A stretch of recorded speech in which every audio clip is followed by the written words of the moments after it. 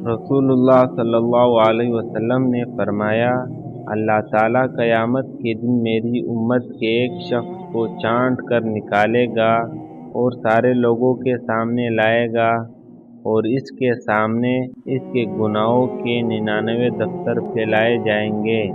ہر دفتر حد نگاہ تک ہوگا۔ پھر اللہ عز و جل پوچھے گا، کیا تو اس میں سے کسی چیز کا انکار کرتا ہے؟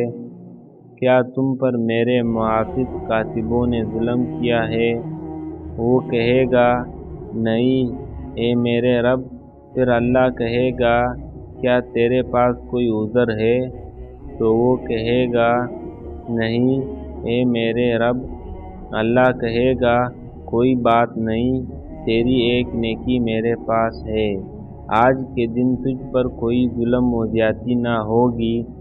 پھر ایک پرچہ نکالا جائے گا جس پر اشہد ان لا الہ الا اللہ و اشہد ان محمدًا عبدہ و رسولہ، یعنی میں گواہی دیتا ہوں کہ کوئی معبود برحق نہیں سوائے اللہ تعالیٰ کے، اور میں گواہی دیتا ہوں کہ محمد صلی اللہ علیہ وسلم اس کے بندے اور اس کے رسول ہیں۔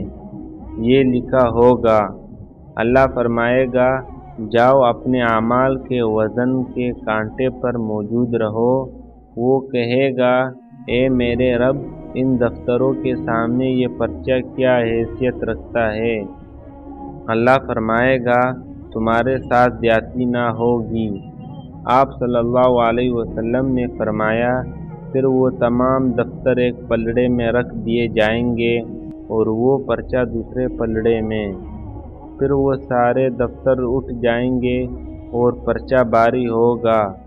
اور سچی بات یہ ہے کہ اللہ کے نام کے ساتھ، یعنی اس کے مقابلے میں جب کوئی چیز تولی جائے گی تو وہ چیز اس سے باری ثابت نہیں ہو سکتی۔